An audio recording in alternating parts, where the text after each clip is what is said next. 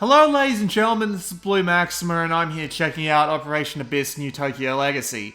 Unfortunately, I do not have my USB mic in, and due to a little bit of a shipping accident of some kind, it's gonna take another week to get here. So I'm gonna have to do this via microphone, so I'm sorry about that. Thankfully, there's not that much noise in the game that has to be worried about, and the noise that I am worried about I can actually show, but until then, we'll just have to make do with what we've got. So, just here's the options menu right off the bat. We're going to be spending a lot of time in the menus, so if you don't like a menu-heavy video, you're not going to like this one at all, but actually we have voice.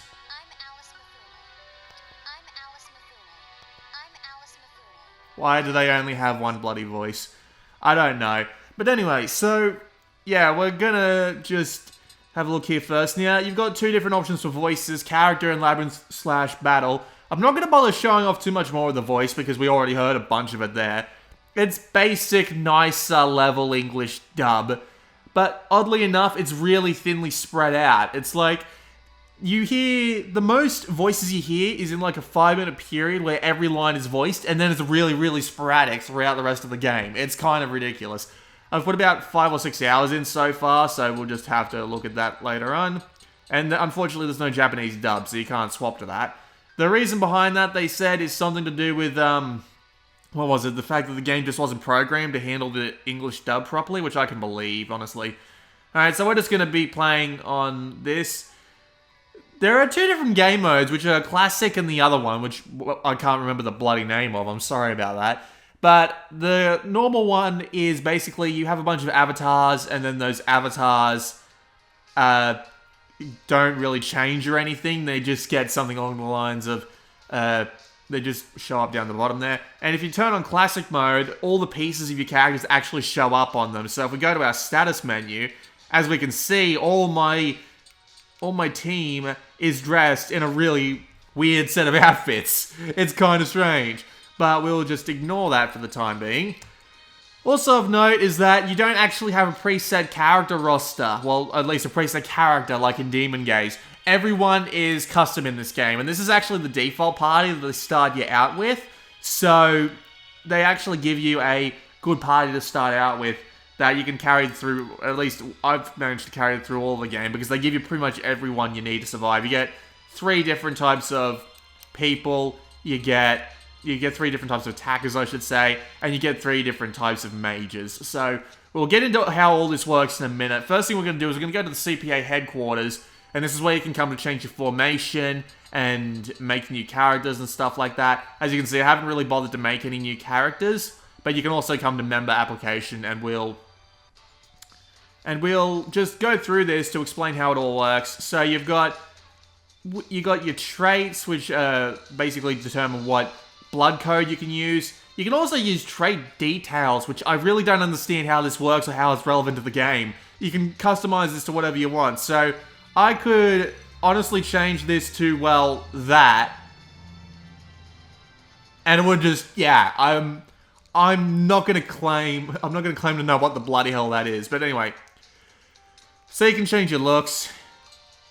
So we can actually press select to do this randomly, and it'll give you a random avatar, which is quite odd. You can also change your stat allocation, and the stats in this game are actually pretty freaking weird. If I remember correctly, I've actually got this page up in the manual. Nope.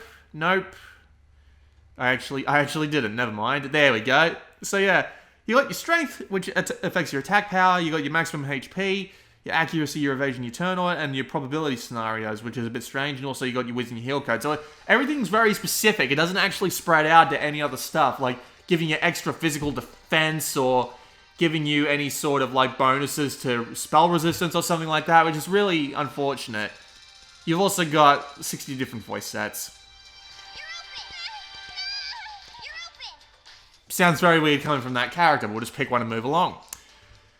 You've also got bonus points. Makes a little bit more. It makes a little bit of sense. You just hit random until you get like 5 or 6, and then you just apply them where you want. And here's blood codes. This is new compared to Demon Gaze. Blood codes are basically job types in RPGs, and even the in-game manual says this. If you press start, you can actually check the squad handbook, and you can actually check everything here. And if we go to blood, it actually says down at the bottom. It says similar to jobs. I actually haven't played... It's kind of strange. I actually haven't played any sort of fantasy RPG that uses blood codes. Not blood codes, but like job types.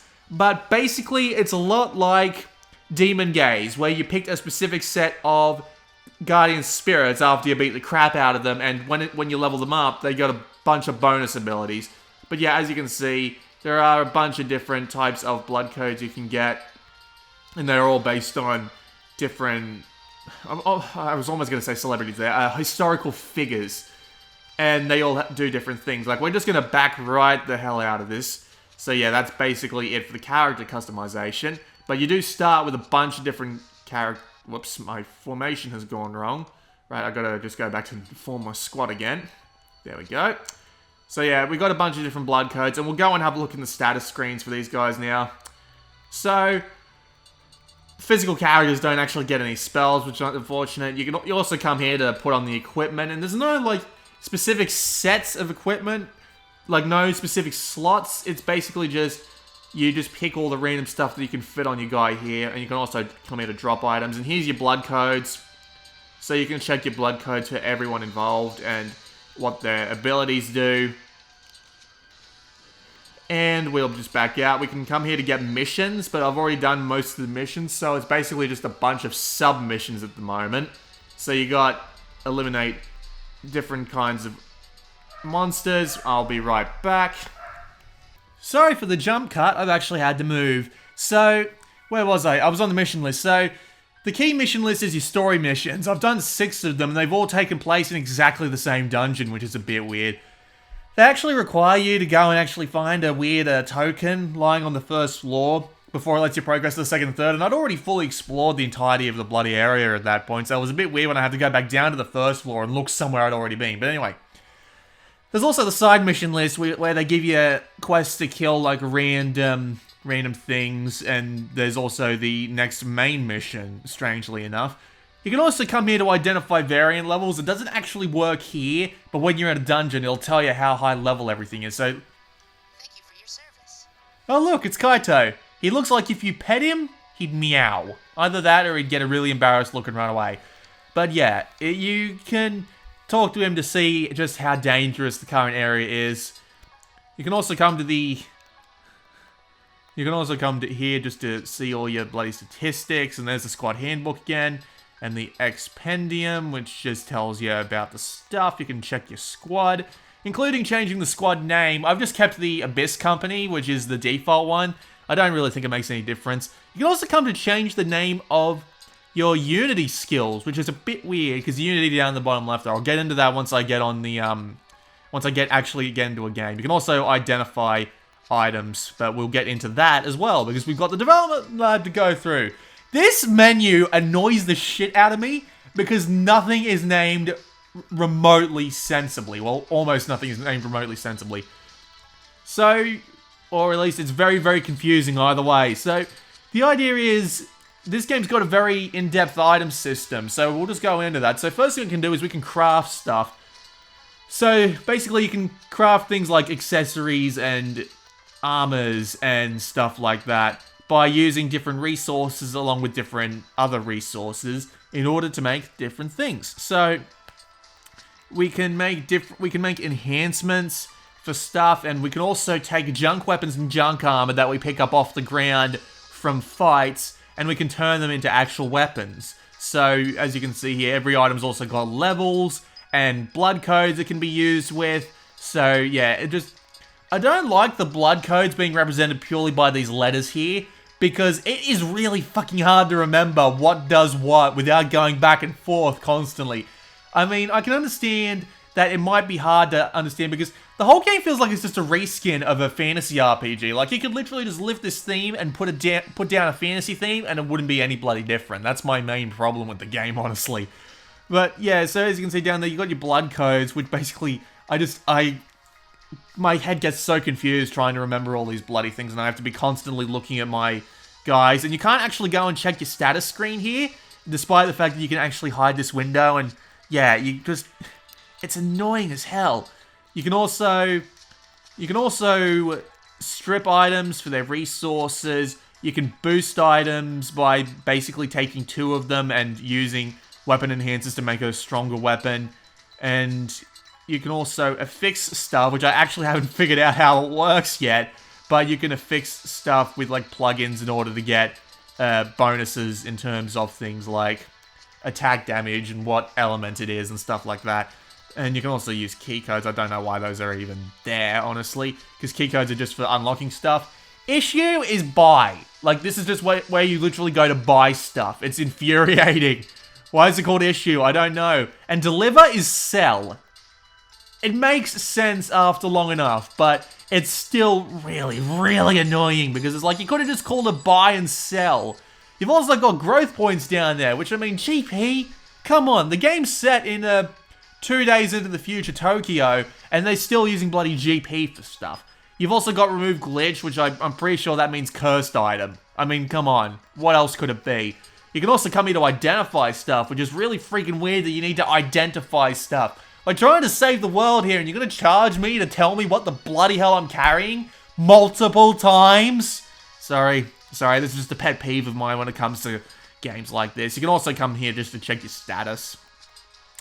And you can also put GP away. As far as I'm aware, you can't actually lose it, or at least in the first 5 or 6 hours, I haven't found a monster that can actually cause me to lose growth points, which would be really, really weird if I could, because the way this game seems to imply, it's like a bank system or a point system you get by defeating enemies, and it's like, how can they remove the records of me actually having defeated enemies? I don't understand, but I imagine that'll probably come up at some point anyway. Medical lab. This is where you come to actually rest people up, and you don't level up automatically like in Demon Gaze. You actually have to come back here and rest. You can charge, you get all your MP pack, full care, and relax, which removes exhaustion, which is strange. I haven't run across that yet. I don't know why that's a thing. You can also come here for status recovery. This is where you go if you guys get killed or something like that. And yeah, discharge the men from the ICU. So if someone's dying, you can actually send them out manually, which I don't know why you do, but okay. And yeah, retrieval request, which is like if you left someone behind in the lab, if you left the whole team behind in the labyrinth, it's kind of, yeah, it's there. You've also got growth surgery, which lets you just give XP to people, and it's 1 GP for 1 XP. So yeah, I would need 4,000 GP in order to level someone up at this point. It's like, it's dumb. It really feels like it's dumb. You can also come to hello Kaito, pet. You can also come here to get therapy, which is really strange. But it's just a way to change characters, and I think you can change your blood codes as well. It's just odd. It's really odd. You can also contact people, and you can make inquiries. Yep, there's one of the side characters. This guy's supposed to be a comedian, but I haven't found any of the dialogue particularly funny. Yeah, I do not like this guy's voice one bit. But yeah, you can contact in order to actually see people and side characters and stuff like that. As I said before, there's like one part during the prologue which has voices every single line, and then it's just really, really sporadic and uses voice clips. It's honestly kind of infuriating how little they use voices in this game, because it makes me just want to turn it all off entirely. But anyway, we're going to go back to the CPA headquarters, and we're going to go and have a look at that mission, which is access the Babel Spear. Go to the Hinoa Academy station and go through the secret path to enter the Babel Sphere and contact the Space Envoy. And thankfully we should be able to go and do that at the moment. I shouldn't need to level up or anything like that. So let's go and get into the Babel Sphere, and we can actually start playing this bloody game. It's got memos just like Demon Gaze. So the idea is you can put down memos for people to read, and you can get them from the internet. And mostly they're just used for either making funny puns or, wow. That's actually kind of impressive looking. Considering I've been stuck in one dungeon most of this time, this actually looks really nice. This is headquarters. Intruder confirmed. Pet. Yeah, it's very strange, but yeah, we'll just move past all this story stuff. So here we go. Top right, no idea what any of that stuff is, and the handbook doesn't actually explain it. I think it's something to do with some sort of set of status effects, but I'll be damned if the game even bothers to explain that. Top left is your combat meter. It's a... Oh god, what? Is it Cube? I haven't actually watched Madoka, I just know Cube. That's just Hello? Yeah, skip that, please. Yes. It's rare to see humans here. My name That voice does not fit a fucking rabbit. I'm so sorry. is. I go by Moolah. You guys are sick, right? Yep. Yeah. Yes. Yeah. All right. We'll just skip the rest of this. All right. There we go. So up in the top left, you got your encounter rate. It goes up the more monsters you fight, and the more you fight, the more the more you fight, the more higher level monsters are going to show up. So we're just going to attack a few times, and they're just dead immediately because, yeah, that's just how those sorts of battles tend to work. But anyway, so the idea is this is a dungeon crawler based on squares. So you just move around using the D-pad, and you can go to stuff. Oh, look, it's another... Yeah, we can now use the space-time waypoint, which is a teleporter, which is a little bit strange, but either way, can't actually go across there right now, so let's... So we can actually use contact in order to talk to people, and we can even throw stuff away, which is kind of neat, and yeah, we can even go right back home, which is a bit annoying that this is actually kind of strange. So every character does have abilities that we can use, and strangely enough, the mana system in this game works a lot like a Dungeons and Dragons game more than anything else, because you have a limited amount of uses of each particular tier of spell. Well, I actually don't think that's very much like Dungeons and Dragons. We're just going to wander around in here for a bit, because if we go back, we'll probably get forced into another story event. So what we're going to do is we're just going to go and actually get into a fight. Wow, that's a lot of things, and they are really powerful. That's not good. Alright, so here's how the battle system works. If you've played Demon Gaze, you know how this actually works. So the idea is you can either attack, you can guard, get more defense, or you can use items, or you can actually equip more stuff, which is a bit strange. I don't know why you do that mid-battle, but you can do it if you like. And oddly enough, you can actually tap the screen and listen to what these things have to say, which is a bit strange. But anyway, we'll just get these three guys to attack, and also we've got our mages that have different things that they can do. So we'll just have them defend for the time being. Two of them are actually holding wands, so they can actually attack.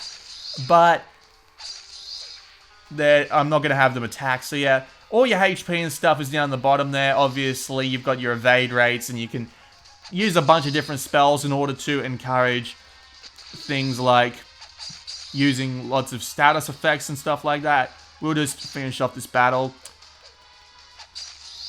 Weirdly enough, they're not actually doing the things right now. Usually they do a lot of really annoying voices, and it's like they end up being extremely annoying. Maybe I turned it off by accident. I'll have to check. But yeah, that was just an example of a battle. We got a key tool and a plug-in, so we have to go and identify those. But we've also found a code chip. Now, this is different from Demon Gaze, where you have to examine it first in order to see if there's a trap on it. And a bunch of things, they think there's a bunch that have no trap, and we also have a bunch of specific traps. So we can try and remove the trap, but there was no trap found anyway, so yeah, we end up just taking the trap off just fine. But now, unfortunately, I don't think there's a replacement, or at least at the time being, there's no replacement for the gem system in Demon Gaze, where it's like you go and you put a bunch of gems down on a specific point, and it lets you have a fight for increased like rarity and for increased rare loot and resources. I haven't seen anything like that yet, and if there is anything like that, it's probably something kind of silly. Like, I'm actually finding a lot of really weak stuff. It just feels kind of strange that there's no like cool mechanic like that. Now, for some reason, the voices aren't actually playing. Like, there's a bunch of really annoying dungeon voices that play during every fight. Yeah, take that, huh. That's probably, yeah, no one take that and put that in an RPG, please. You'll probably kill a bunch of people's ears. But it's just kind of annoying because they play over and over and over again, so you eventually just want to turn them off, and I would recommend turning them off immediately. Also, I think one of my guys just got dizzy, so he moves to the back of the line, And unfortunately, one of my mages gets moved to the front line. Now, the game doesn't actually tell you this unless you look in the handbook, which is kind of strange because it seems like something that they would bring up in the first tutorial. But the game does have a front line and a back line. So the first 3 people on the left to right thing down the bottom there are on the front line, and the other 3 are on the back line. And obviously the front line are more vulnerable to attacks. So it's basically like Demon Gaze. But for some reason they don't tell you this like in any sort of tutorial. So you just end up figuring it out by yourself. And if you haven't played something like Demon Gaze, well, you'll probably have a bunch of trouble figuring out just what the bloody hell is going on. Problem with code chips, or at least so far for me, is that you can literally just hammer X and it'll select the best member for the job and it'll automatically open the chip and you don't have to put any effort in. So, kind of a lame replacement for Demon Gaze's chips. You can also find random things like this. You can find... Oh. It's...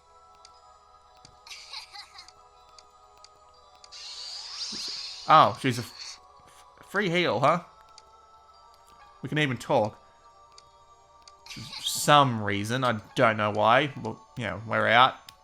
You can also find things like bodies lying around that are missing corpses from, well, pretty much anywhere, really. And you can also find things along the lines of enemies that give you a bunch of... God, I'm finding nothing but corpse machines. This is a bit disappointing. They might as well show off Unity at this point. So you can do different Unity attacks that cost amounts on the Unity gauge. And so we attack everyone. And a bunch of them die, which is good.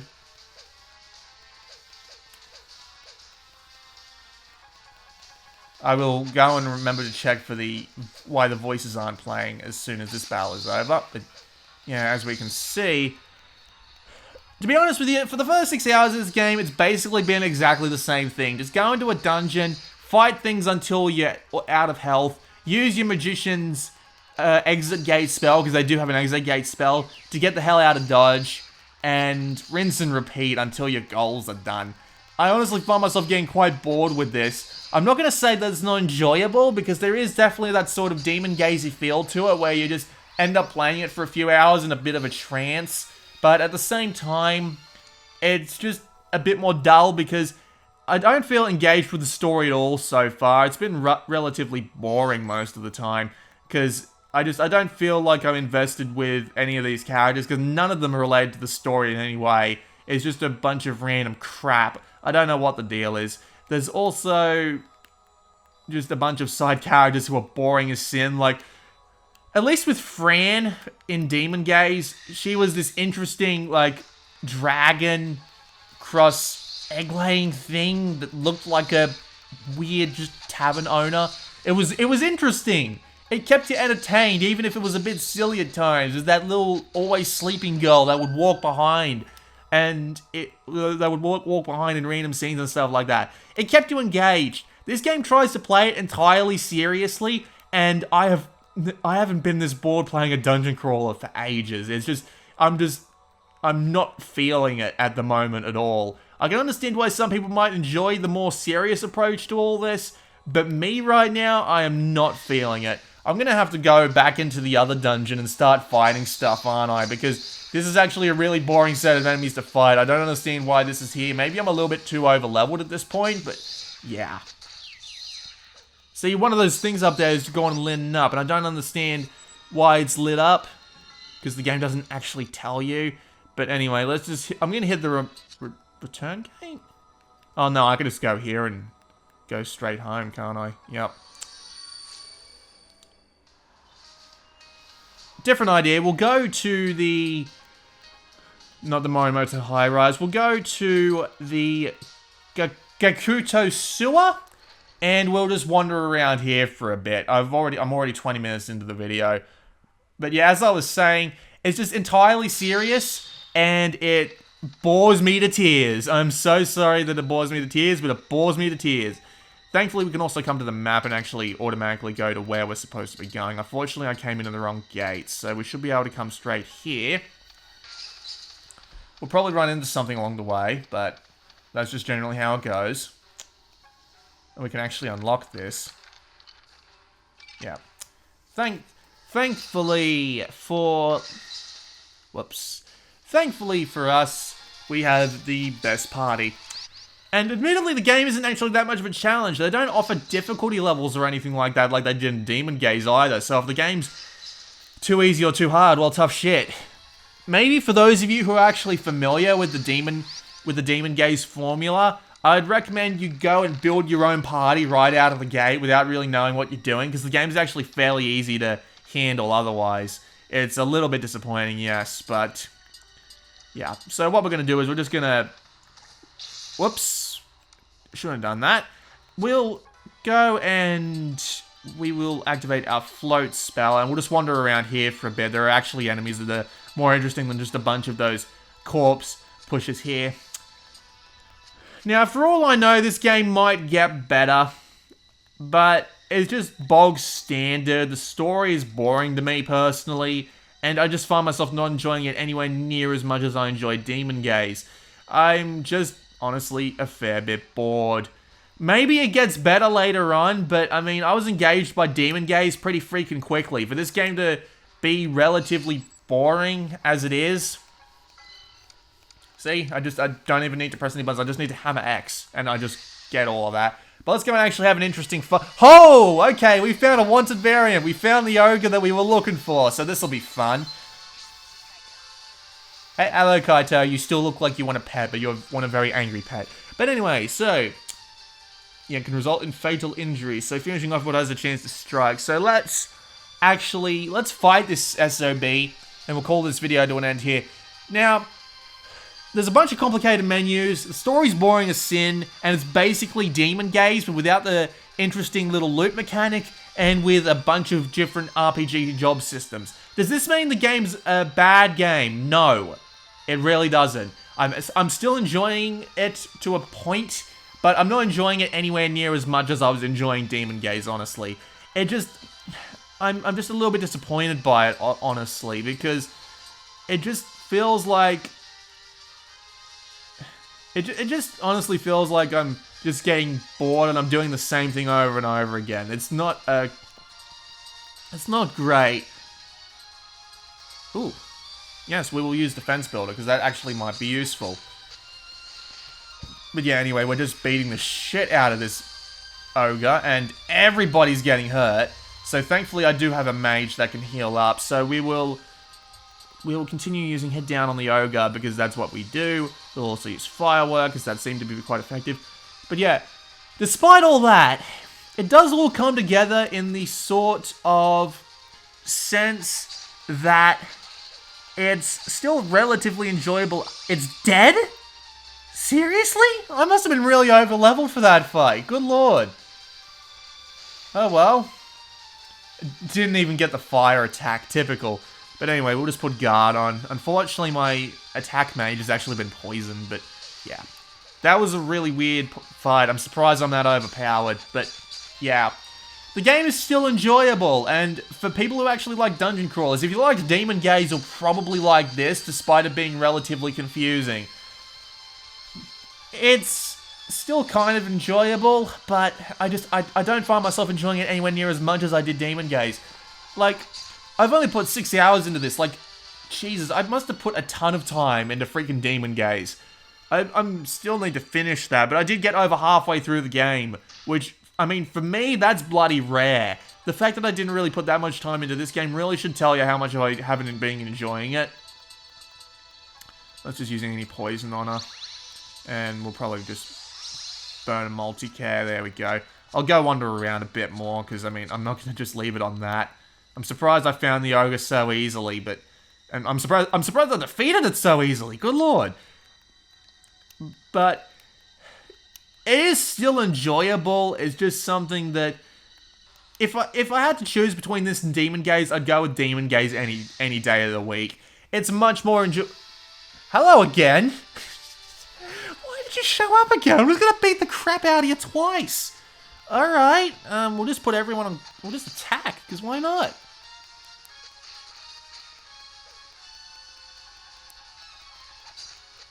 But it is still an enjoyable game. It's just something that I wouldn't outright recommend over Demon Gaze.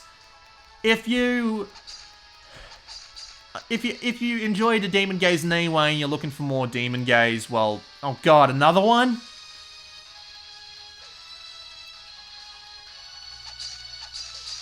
If you enjoyed Demon Gaze and you want more Demon Gaze, this is basically more Demon Gaze with a boring theme and really confusing menus, and it just, the story is worth nothing. But it's still got a ton of fooling around with stats and items and silly stuff like that. Like, look at all the crap that I have, and this is just this. Like, going and developing your own items from materials and stuff like that. Once you've figured it all out and gotten your head around the menus, it gets a lot more entertaining. But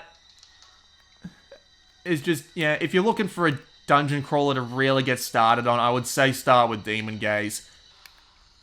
It's a bit fan servicey, and the story basically means nothing in that game. But in the same case, at least it's lighthearted enough to take itself not seriously. Meanwhile, this is taking itself seriously and is being boring as sin in the process. So. But then again, this is the first 5 hours. It might change. But I really don't hold out that much hope on it changing, to be honest.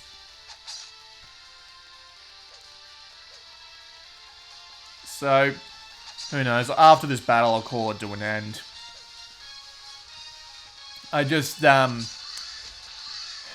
wouldn't pay full price for it, personally.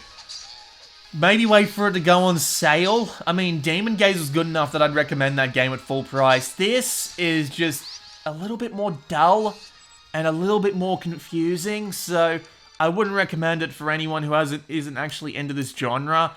And at the same time, I'd tell you to wait for it to go on sale, but this is just me.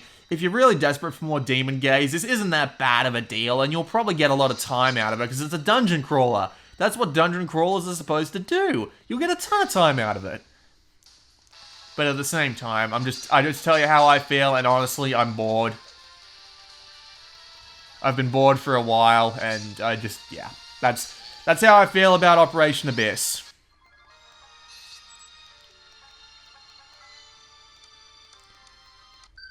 Alright, so that was a look at Operation Abyss New Tokyo Legacy. Can I actually change the...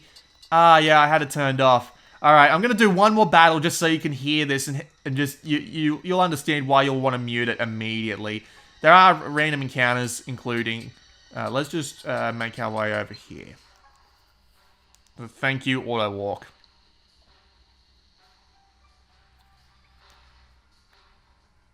And so we'll just wander on down here until we find a battle of some kind. Here we go. Listen to this. This is why you want to turn this crap off.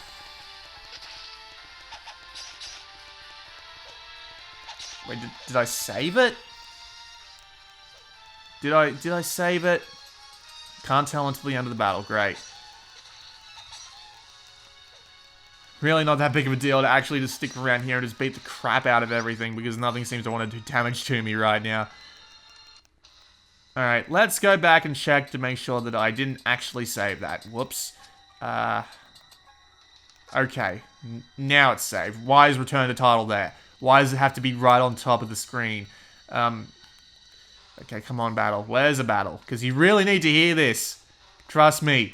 Yes, we will open this door and we will find a bunch of shadows. And if you go to them, you get a bunch of materials to help you with your weapon crafting. And we also got a bunch of free resources, because that's just how we roll. Here we go. Listen to this.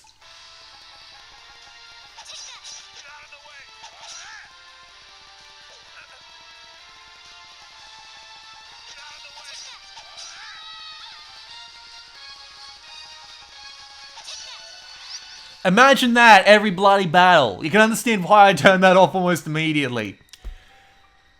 Okay, well, that was a look at Operation Abyss New Tokyo Legacy. It's a average dungeon crawler. It's so serious that it's a bit boring. The theme is a little bit tacked on, and the menus are a bit confusing, and the voice acting isn't fantastic either, but at the same time, it's still a competent dungeon crawler.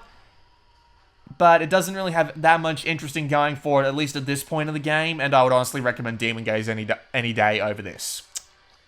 So that's pretty much that. This has been Blue Maxima, and I'll see you all next time.